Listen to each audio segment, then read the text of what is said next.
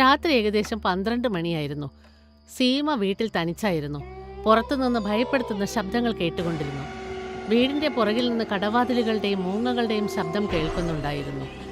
ആ സമയത്ത് സീമയ്ക്ക് വീട്ടിൽ ചില നിഴലുകൾ ചലിക്കുന്നതായി തോന്നി. ആ നിഴലുകൾ കണ്ടവൾ ഭയപ്പെട്ടു. എന്റെ ഈശ്വര, ഗ്രാമത്തിന്റെ പുറത്ത് വീടുണ്ടാക്കിയത് ഇപ്പോൾ കുഴപ്പമായി. കേട്ടില്ലേ പേടിപ്പിക്കുന്ന ശബ്ദങ്ങൾ? കൂടാതെ വീട്ടിലേതോ കറുത്ത നിഴലുകൾ നടക്കുന്നതായും തോന്നുന്നു. അങ്ങനെ പറഞ്ഞ് സീമ വീടിന്റെ പുറകുവശത്തേക്ക് പോയി. എന്താണാവോ ഈ വയസ്സുകാലത്ത് ഇതുപോലെയുള്ള തോന്നലുകളൊക്കെ? എന്തെങ്കിലും ചെറിയ ശബ്ദം കേട്ടാലും അത് ഭൂതമോ പ്രേതമോ ആണെന്ന് എനിക്ക് പേടി തോന്നുന്നു.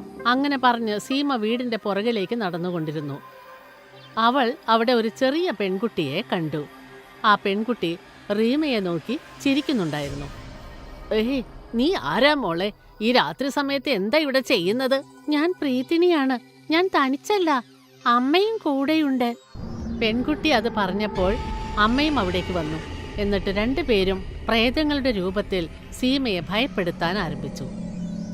ഏയ് കിഴവി, വേഗം ഇവിടുന്ന് പൊയ്ക്കോ. ഇവിടെ ഞങ്ങൾ രണ്ടുപേരും താമസിക്കും. ഈ വീട്ടിൽ നിന്ന് നീ ഓടിപ്പൊയ്ക്കോ, ഇല്ലെങ്കിൽ നീ മരിക്കേണ്ടി വരും. ഞങ്ങൾ നിന്നെ കൊന്നുകളയും. ഭീകരരൂപികളായ പ്രീതിനിയെയും അവളുടെ അമ്മയെയും കണ്ടപ്പോൾ സീമ ഭയന്ന് വിയർത്തു. അവൾ നിലവിളിച്ചുകൊണ്ട് വീടിന്റെ അകത്തേക്ക് ഓടിക്കയറി. രക്ഷിക്കണേ, രക്ഷിക്കണേ! വീട്ടിൽ 2 പ്രേതങ്ങൾ കടന്നുകൂടിയിരിക്കുന്നു. ഈ പ്രേതങ്ങളിൽ നിന്ന് എന്നെ രക്ഷിക്കേ! പേടി കാരണം സീമയ്ക്ക് രാത്രി മുഴുവൻ ഉറങ്ങാൻ കഴിഞ്ഞില്ല. അവൾ കട്ടിലിൽ വായും പൊത്തിക്കിടന്നു. പുറത്തുനിന്ന് പേടിപ്പിക്കുന്ന ശബ്ദങ്ങൾ കേട്ടുകൊണ്ടിരുന്നു. നേരം പുലർന്നപ്പോൾ സീമയുടെ മകൾ സവിത അവിടേക്ക് വന്നു. അമ്മേ, ഇന്ന് കഴിക്കാൻ എന്താ ഉണ്ടാക്കേണ്ടത്? ഇന്ന് എനിക്ക് ഒട്ടും വിശപ്പില്ല മോളെ. രാത്രി മുഴുവനും ഉറങ്ങാൻ കഴിഞ്ഞിട്ടില്ല. എന്താമ്മേ, അസുഖം വല്ലതുണ്ടോ? സവിത ഇങ്ങനെ പറഞ്ഞപ്പോൾ സീമ നടന്ന സംഭവങ്ങളെല്ലാം പറഞ്ഞു. എന്നിട്ട് അമ്പരപ്പോടെ പറഞ്ഞു, എനിക്ക് അത്ഭുതം അതല്ല മോളെ. മുൻപ് ഇതുപോലൊരു സംഭവം ഇവിടെ ഉണ്ടായിട്ടില്ല. 40 വർഷം ഞാൻ ഈ വീട്ടിൽ താമസിച്ചതല്ലേ. അന്നൊന്നും ഈ പ്രേതങ്ങളില്ലല്ലോ. അവരുടെ നിഴൽ പോലും ഞാൻ കണ്ടിട്ടില്ല. പിന്നെ എങ്ങനെയാ പെട്ടെന്നിങ്ങനെ? പ്രേതങ്ങൾ ഉണ്ടെന്നത് അമ്മയുടെ തോന്നലായിരിക്കാം അമ്മേ. അത് തോന്നലല്ല മോളെ, സത്യമായിരുന്നു. എവിടെ നിന്നാണ് വന്നതെന്ന് അറിയില്ല. സീമ പറഞ്ഞത് കേട്ടപ്പോൾ അതിലെന്തോ സത്യമുണ്ടെന്ന് സവിതയ്ക്ക് തോന്നി. ദിവസവും അമ്മയുടെ കൂടെ അവൾ വീട്ടിൽ തന്നെ താമസിക്കാൻ തുടങ്ങി. രാത്രിയായി കഴിഞ്ഞാൽ അവൾക്കും പേടിപ്പെടുത്തുന്ന ശബ്ദങ്ങൾ കേൾക്കാൻ തുടങ്ങി.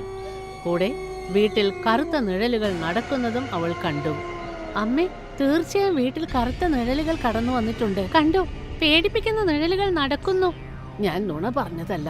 ഈ വീട്ടിൽ പ്രേതാത്മാക്കൾ ചുറ്റി നടക്കുന്നുണ്ട്. എനിക്ക് പേടിയാവുന്നു.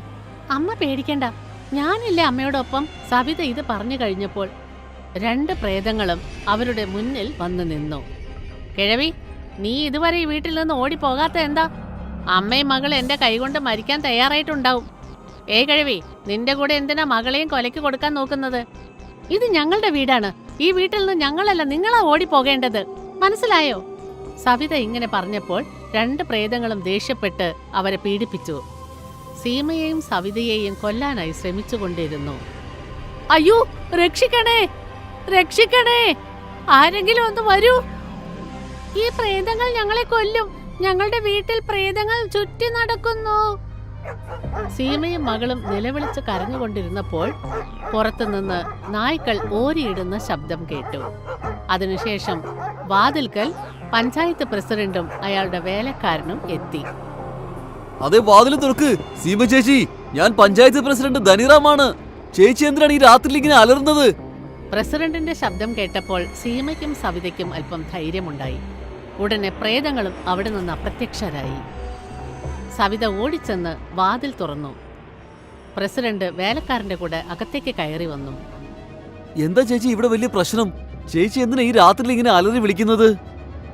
എന്ത് പറയാനാ പ്രസിഡന്റെ, ഞങ്ങളുടെ വീട്ടിൽ പ്രേതങ്ങൾ കടന്നുകൂടിയിരിക്കുന്നു. അവർ ദിവസവും രാത്രി ഞങ്ങളെ ശല്യപ്പെടുത്തിക്കൊണ്ടിരിക്കുന്നു. പ്രേതങ്ങളോ? പ്രേതങ്ങൾക്ക് ചേച്ചിയുടെ അടുത്ത് എന്താ വേണ്ടത്?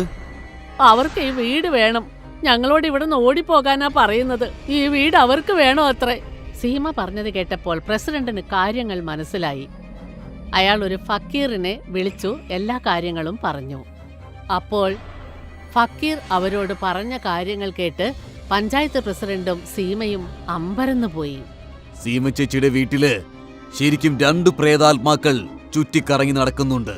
പക്ഷെ അവര് സ്വന്തം ഇഷ്ടപ്രകാരമല്ല ഇങ്ങോട്ട് വന്നിരിക്കുന്നത്. അവരെ ആരോ ഇങ്ങോട്ട് കൂട്ടിക്കൊണ്ടു വന്നതാണ്. പക്ഷെ എന്തിനാണ് സീമ ചേച്ചിയുടെ വീട്ടില് എന്തിനാണ് ആൾക്കാർ പ്രേതങ്ങളെ കൊണ്ട് വിട്ടിട്ട് പോയത്? അതിന് മാത്രം ചേച്ചിയോട് ആർക്കാ ശത്രുത? ചേച്ചിയോട് ആർക്കും അങ്ങനെ പ്രത്യേകിച്ച് ശത്രുതയില്ല. പക്ഷെ ആരോ ഈ വീടിന്റെ പിന്നിലായിട്ടുള്ള സ്ഥലവും സ്വന്തമാക്കണമെന്ന് ആഗ്രഹിക്കുന്നു. അയാൾ ഒരു മാന്ത്രികൻ കൂടിയാണ്. മന്ത്രവാദി എന്ന് കേട്ടപ്പോൾ സീമയ്ക്ക് ചില ഓർമ്മ വന്നു. അടുത്ത ഗ്രാമത്തിൽ ഒരു മന്ത്രവാദി എന്റെ വീട് വാങ്ങണമെന്ന് പറഞ്ഞിരുന്നു. പല പ്രാവശ്യം ഇവിടെ വന്നു. കഴിഞ്ഞ പ്രാവശ്യം അയാൾ എന്നെ ഭീഷണിപ്പെടുത്തി. എന്തു പറഞ്ഞിട്ടാണ് ഭീഷണിപ്പെടുത്തിയത്? നിങ്ങൾ ഈ വീട് എനിക്ക് തന്നില്ലെങ്കിൽ ഈ വീട് ഞാൻ ശ്മശാനമാക്കുമെന്ന്. സീമ പറഞ്ഞത് കേട്ടപ്പോൾ ഫക്കീർ പറഞ്ഞു, അതെ, അവൻ ഈ വീട് ചുടുകാടാക്കി മാറ്റിക്കൊണ്ടിരിക്കുകയാണ്. ഇപ്പോൾ തന്നെ ഈ വീട്ടിൽ ചുടുകാട്ടിലെ ചാരം വീണിട്ടുണ്ട്. അതായത് വീട് ചുടുകാടായി മാറിക്കൊണ്ടിരിക്കുകയാണ്. ആ മന്ത്രവാദിയിൽ നിന്ന് ഈ വീട് നമുക്ക് രക്ഷിക്കാൻ കഴിയില്ലേ? അതിനൊരു വഴിയുണ്ട്. ആ ചുടുകാട്ടിൽ നിന്നും വീണ ചാരം ഞാൻ നിങ്ങൾക്ക് കണ്ടുപിടിച്ചു തരാം. അതിനുശേഷം നിങ്ങൾ ആ ചാരം രാത്രി 12 മണിക്ക് നിങ്ങൾ തനിയെ ഏതെങ്കിലും ചുടുകാട്ടിൽ കൊണ്ടുപോയി ഇട്ടിട്ട് വരണം. അതിനുശേഷം ഈ ആത്മാക്കളൊക്കെ ഇവിടുന്ന് പോകുമോ? പൊയ്ക്കോളും. അതുപോലെ തന്നെ ആ ചുടുകാട്ടിൽ ചാരം കൊണ്ടുപോയി ഇടുന്നയാൾ പിന്തിരിഞ്ഞ് നോക്കാതെ വേണം അവിടുന്ന് തിരിച്ചു വരാനായിട്ട്. പ്രസിഡന്റും ചില ഗ്രാമീണരും ചേർന്ന് ഫക്കീർ പറഞ്ഞതുപോലെ ചെയ്തു. ഫക്കീർ മന്ത്രവാദി റീമയുടെ വീട്ടിൽ വെച്ചിരുന്ന ചുടലയന്ത്രം എടുത്ത് പ്രസിഡന്റിനെ ഏൽപ്പിച്ചു. എന്നിട്ട് ധൈര്യശാലിയായ ഒരു യുവാവ് അത് ചുടലയിൽ കൊണ്ടുപോയി എറിഞ്ഞു. അതോടുകൂടി പ്രേതങ്ങൾ സീമയുടെ വീട്ടിൽ നിന്ന് എങ്ങോ അപ്രത്യക്ഷമായി. സീമ വളരെ സന്തോഷത്തോടെ തന്റെ വീട്ടിൽ താമസിക്കുന്നു.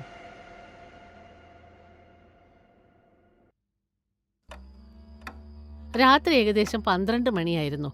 സീമ വീട്ടിൽ തനിച്ചായിരുന്നു. പുറത്തുനിന്ന് ഭയപ്പെടുത്തുന്ന ശബ്ദങ്ങൾ കേട്ടുകൊണ്ടിരുന്നു. വീടിന്റെ പുറകിൽ നിന്ന് കടവാതിലുകളുടെയും മൂങ്ങകളുടെയും ശബ്ദം കേൾക്കുന്നുണ്ടായിരുന്നു. ആ സമയത്ത് സീമയ്ക്ക് വീട്ടിൽ ചില നിഴലുകൾ ചലിക്കുന്നതായി തോന്നി. ആ നിഴലുകൾ കണ്ടവൾ ഭയപ്പെട്ടു. എന്റെ ഈശ്വര, ഗ്രാമത്തിന്റെ പുറത്ത് വീടുണ്ടാക്കിയത് ഇപ്പോൾ കുഴപ്പമായി. കേട്ടില്ലേ പേടിപ്പിക്കുന്ന ശബ്ദങ്ങൾ? കൂടാതെ വീട്ടിലേതോ കറുത്ത നിഴലുകൾ നടക്കുന്നതായും തോന്നുന്നു. അങ്ങനെ പറഞ്ഞ് സീമ വീടിന്റെ പുറകുവശത്തേക്ക് പോയി. എന്താണാവോ ഈ വയസ്സുകാലത്ത് ഇതുപോലെയുള്ള തോന്നലുകളൊക്കെ? എന്തെങ്കിലും ചെറിയ ശബ്ദം കേട്ടാലും അത് ഭൂതമോ പ്രേതമോ ആണെന്ന് എനിക്ക് പേടി തോന്നുന്നു. അങ്ങനെ പറഞ്ഞ് സീമ വീടിന്റെ പുറകിലേക്ക് നടന്നുകൊണ്ടിരുന്നു. അവൾ അവിടെ ഒരു ചെറിയ പെൺകുട്ടിയെ കണ്ടു. ആ പെൺകുട്ടി റീമയെ നോക്കി ചിരിക്കുന്നുണ്ടായിരുന്നു. നീ ആരാ മോളെ? ഈ രാത്രി സമയത്ത് എന്താ ഇവിടെ ചെയ്യുന്നത്? ഞാൻ പ്രീതിനിയാണ്. ഞാൻ തനിച്ചല്ല, അമ്മയും കൂടെയുണ്ട്. പെൺകുട്ടി അത് പറഞ്ഞപ്പോൾ അമ്മയും അവിടേക്ക് വന്നു. എന്നിട്ട് 2 പേരും പ്രേതങ്ങളുടെ രൂപത്തിൽ സീമയെ ഭയപ്പെടുത്താൻ ആരംഭിച്ചു. കിഴവി, വേഗം ഇവിടുന്ന് പൊയ്ക്കോ. ഇവിടെ ഞങ്ങൾ 2 പേരും താമസിക്കും. ഈ വീട്ടിൽ നിന്ന് നീ ഓടിപ്പൊയ്ക്കോ, ഇല്ലെങ്കിൽ നീ മരിക്കേണ്ടി വരും. ഞങ്ങൾ നിന്നെ കൊന്നുകളയും. ഭീകരരൂപികളായ പ്രീതിനിയെയും അവളുടെ അമ്മയെയും കണ്ടപ്പോൾ സീമ ഭയന്ന് വിയർത്തു. അവൾ നിലവിളിച്ചുകൊണ്ട് വീടിന്റെ അകത്തേക്ക് ഓടിക്കയറി. രക്ഷിക്കണേ, വീട്ടിൽ 2 പ്രേതങ്ങൾ കടന്നുകൂടിയിരിക്കുന്നു. ഈ പ്രേതങ്ങളിൽ നിന്ന് എന്നെ രക്ഷിക്കേ. പേടി കാരണം സീമയ്ക്ക് രാത്രി മുഴുവൻ ഉറങ്ങാൻ കഴിഞ്ഞില്ല. അവൾ കട്ടിലിൽ വായും പൊത്തിക്കിടന്നു. പുറത്തുനിന്ന് പേടിപ്പിക്കുന്ന ശബ്ദങ്ങൾ കേട്ടുകൊണ്ടിരുന്നു. നേരം പുലർന്നപ്പോൾ സീമയുടെ മകൾ സവിത അവിടേക്ക് വന്നു. അമ്മേ, ഇന്ന് കഴിക്കാൻ എന്താ ഉണ്ടാക്കേണ്ടത്? ഇന്ന് എനിക്ക് ഒട്ടും വിശപ്പില്ല മോളെ. രാത്രി മുഴുവനും ഉറങ്ങാൻ കഴിഞ്ഞിട്ടില്ല. എന്താമ്മേ, അസുഖം വല്ലതുണ്ടോ? സവിത ഇങ്ങനെ പറഞ്ഞപ്പോൾ സീമ നടന്ന സംഭവങ്ങളെല്ലാം പറഞ്ഞു. എന്നിട്ട് അമ്പരപ്പോടെ പറഞ്ഞു, എനിക്ക് അത്ഭുതം അതല്ല മോളെ. മുൻപ് ഇതുപോലൊരു സംഭവം ഇവിടെ ഉണ്ടായിട്ടില്ല. 40 വർഷം ഞാൻ ഈ വീട്ടിൽ താമസിച്ചതല്ലേ. അന്നൊന്നും ഈ പ്രേതങ്ങളില്ലല്ലോ. അവരുടെ നിഴൽ പോലും ഞാൻ കണ്ടിട്ടില്ല. പിന്നെ എങ്ങനെയാ പെട്ടെന്നിങ്ങനെ? പ്രേതങ്ങൾ ഉണ്ടെന്നത് അമ്മയുടെ തോന്നലായിരിക്കാം അമ്മേ. അത് തോന്നലല്ല മോളെ, സത്യമായിരുന്നു. എവിടെ നിന്നാണ് വന്നതെന്നറിയില്ല. സീമ പറഞ്ഞത് കേട്ടപ്പോൾ അതിലെന്തോ സത്യമുണ്ടെന്ന് സവിതയ്ക്ക് തോന്നി. ദിവസവും അമ്മയുടെ കൂടെ അവൾ വീട്ടിൽ തന്നെ താമസിക്കാൻ തുടങ്ങി. രാത്രിയായി കഴിഞ്ഞാൽ അവൾക്കും പേടിപ്പെടുത്തുന്ന ശബ്ദങ്ങൾ കേൾക്കാൻ തുടങ്ങി. കൂടെ വീട്ടിൽ കറുത്ത നിഴലുകൾ നടക്കുന്നതും അവൾ കണ്ടു. അമ്മേ, തീർച്ചയായും വീട്ടിൽ കറുത്ത നിഴലുകൾ കടന്നു വന്നിട്ടുണ്ട്. കണ്ടു, പേടിപ്പിക്കുന്ന നിഴലുകൾ നടക്കുന്നു. ഞാൻ നുണ പറഞ്ഞതല്ല. ഈ വീട്ടിൽ പ്രേതാത്മാക്കൾ ചുറ്റി നടക്കുന്നുണ്ട്. എനിക്ക് പേടിയാവുന്നു. അമ്മ പേടിക്കണ്ട, ഞാനില്ലേ അമ്മയോടൊപ്പം. സവിത ഇത് പറഞ്ഞു കഴിഞ്ഞപ്പോൾ രണ്ട് പ്രേതങ്ങളും അവരുടെ മുന്നിൽ വന്നു നിന്നു. കിഴവി, നീ ഇതുവരെ ഈ വീട്ടിൽ നിന്ന് ഓടിപ്പോകാത്ത എന്താ? അമ്മയും മകൾ എന്റെ കൈകൊണ്ട് മരിക്കാൻ തയ്യാറായിട്ടുണ്ടാവും. കിഴവി, നിന്റെ കൂടെ എന്തിനാ മകളെയും കൊലയ്ക്ക് കൊടുക്കാൻ നോക്കുന്നത്? ഇത് ഞങ്ങളുടെ വീടാണ്. ഈ വീട്ടിൽ നിന്ന് ഞങ്ങളല്ല നിങ്ങളാ ഓടിപ്പോകേണ്ടത്. മനസ്സിലായോ? സവിത ഇങ്ങനെ പറഞ്ഞപ്പോൾ രണ്ട് പ്രേതങ്ങളും ദേഷ്യപ്പെട്ട് അവരെ പീഡിപ്പിച്ചു. സീമയെയും സവിതയെയും കൊല്ലാനായി ശ്രമിച്ചുകൊണ്ടിരുന്നു. അയ്യോ, രക്ഷിക്കണേ, രക്ഷിക്കണേ, ആരെങ്കിലും ഒന്ന് വരൂ. ഈ പ്രേതങ്ങൾ ഞങ്ങളെ കൊല്ലും. ഞങ്ങളുടെ വീട്ടിൽ പ്രേതങ്ങൾ ചുറ്റി നടക്കുന്നു. സീമയും മകളും നിലവിളിച്ച് കരഞ്ഞുകൊണ്ടിരുന്നപ്പോൾ പുറത്തുനിന്ന് നായ്ക്കൾ ഓരിയിടുന്ന ശബ്ദം കേട്ടു. അതിനുശേഷം വാതിൽക്കൽ പഞ്ചായത്ത് പ്രസിഡന്റും അയാളുടെ വേലക്കാരനും എത്തി. അതെ, വാതിൽ തുറക്ക്. സീമ ചേച്ചി, ഞാൻ പഞ്ചായത്ത് പ്രസിഡന്റ് ധനിറാമാണ്. ചേച്ചി എന്തിനാണ് ഈ രാത്രിയിൽ ഇങ്ങനെ അലറുന്നത്? പ്രസിഡന്റിന്റെ ശബ്ദം കേട്ടപ്പോൾ സീമയ്ക്കും സവിതയ്ക്കും അല്പം ധൈര്യമുണ്ടായി. ഉടനെ പ്രേതങ്ങളും അവിടെ നിന്ന് അപ്രത്യക്ഷരായി.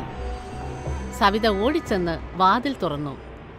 പ്രസിഡന്റ് വേലക്കാരന്റെ കൂടെ അകത്തേക്ക് കയറി വന്നു. എന്താ ചേച്ചി ഇവിടെ വലിയ പ്രശ്നം? ചേച്ചി എന്തിനാ ഈ രാത്രിയിൽ ഇങ്ങനെ അലറി വിളിക്കുന്നത്? എന്ത് പറയാനാ പ്രസിഡന്റെ, ഞങ്ങളുടെ വീട്ടിൽ പ്രേതങ്ങൾ കടന്നുകൂടിയിരിക്കുന്നു. അവർ ദിവസവും രാത്രി ഞങ്ങളെ ശല്യപ്പെടുത്തിക്കൊണ്ടിരിക്കുന്നു. പ്രേതങ്ങളോ? പ്രേതങ്ങൾക്ക് ചേച്ചിയുടെ അടുത്ത് നിന്ന് എന്താ വേണ്ടത്? അവർക്ക് ഈ വീട് വേണം. ഞങ്ങളോട് ഇവിടെ നിന്ന് ഓടിപ്പോകാനാ പറയുന്നത്. ഈ വീട് അവർക്ക് വേണോ അത്രേ. സീമ പറഞ്ഞത് കേട്ടപ്പോൾ പ്രസിഡന്റിന് കാര്യങ്ങൾ മനസ്സിലായി. അയാൾ ഒരു ഫക്കീറിനെ വിളിച്ചു എല്ലാ കാര്യങ്ങളും പറഞ്ഞു. അപ്പോൾ ഫക്കീർ അവരോട് പറഞ്ഞ കാര്യങ്ങൾ കേട്ട് പഞ്ചായത്ത് പ്രസിഡന്റും സീമയും അമ്പരന്നു പോയി. സീമ ചേച്ചിയുടെ വീട്ടില് ശരിക്കും 2 പ്രേതാത്മാക്കൾ ചുറ്റിക്കറങ്ങി നടക്കുന്നുണ്ട്. പക്ഷെ അവര് സ്വന്തം ഇഷ്ടപ്രകാരമല്ല ഇങ്ങോട്ട് വന്നിരിക്കുന്നത്. അവരെ ആരോ ഇങ്ങോട്ട് കൂട്ടിക്കൊണ്ടു വന്നതാണ്. പക്ഷെ എന്തിനാണ് സീമ ചേച്ചിയുടെ വീട്ടില് എന്തിനാണ് ആൾക്കാർ പ്രേതങ്ങളെ കൊണ്ട് വിട്ടിട്ട് പോയത്? അതിന് മാത്രം ചേച്ചിയോട് ആർക്കാ ശത്രുത? ചേച്ചിയോട് ആർക്കും അങ്ങനെ പ്രത്യേകിച്ച് ശത്രുതയില്ല. പക്ഷെ ആരോ ഈ വീടും വീടിന്റെ പിന്നിലായിട്ടുള്ള സ്ഥലവും സ്വന്തമാക്കണമെന്ന് ആഗ്രഹിക്കുന്നു. അയാൾ ഒരു മാന്ത്രികൻ കൂടിയാണ്. മന്ത്രവാദി എന്ന് കേട്ടപ്പോൾ സീമയ്ക്ക് ചില ഓർമ്മ വന്നു. അടുത്ത ഗ്രാമത്തിൽ ഒരു മന്ത്രവാദി എന്റെ വീട് വാങ്ങണമെന്ന് പറഞ്ഞിരുന്നു. പല പ്രാവശ്യം ഇവിടെ വന്നു. കഴിഞ്ഞ പ്രാവശ്യം അയാൾ എന്നെ ഭീഷണിപ്പെടുത്തി. എന്തു പറഞ്ഞിട്ടാണ് ഭീഷണിപ്പെടുത്തിയത്? നിങ്ങൾ ഈ വീട് എനിക്ക് തന്നില്ലെങ്കിൽ ഈ വീട് ഞാൻ ശ്മശാനമാക്കുമെന്ന്. സീമ പറഞ്ഞത് കേട്ടപ്പോൾ ഫക്കീർ പറഞ്ഞു, അതെ, അവൻ ഈ വീട് ചുടുകാടാക്കി മാറ്റിക്കൊണ്ടിരിക്കുകയാണ്. ഇപ്പോൾ തന്നെ ഈ വീട്ടിൽ ചുടുകാട്ടിലെ ചാരം വീണിട്ടുണ്ട്. അതായത് വീട് ചുടുകാടായി മാറിക്കൊണ്ടിരിക്കുകയാണ്. ആ മന്ത്രവാദിയിൽ നിന്ന് ഈ വീട് നമുക്ക് രക്ഷിക്കാൻ കഴിയില്ലേ? അതിനൊരു വഴിയുണ്ട്. ആ ചുടുകാട്ടിൽ നിന്നും വീണ ചാരം ഞാൻ നിങ്ങൾക്ക് കണ്ടുപിടിച്ചു തരാം. അതിനുശേഷം നിങ്ങൾ ആ ചാരം രാത്രി 12 മണിക്ക് നിങ്ങൾ തനിയെ ഏതെങ്കിലും ചുടുകാട്ടിൽ കൊണ്ടുപോയി ഇട്ടിട്ട് വരണം. അതിനുശേഷം ഈ ആത്മാക്കളൊക്കെ ഇവിടുന്ന് പോകുമോ? പൊയ്ക്കോളും.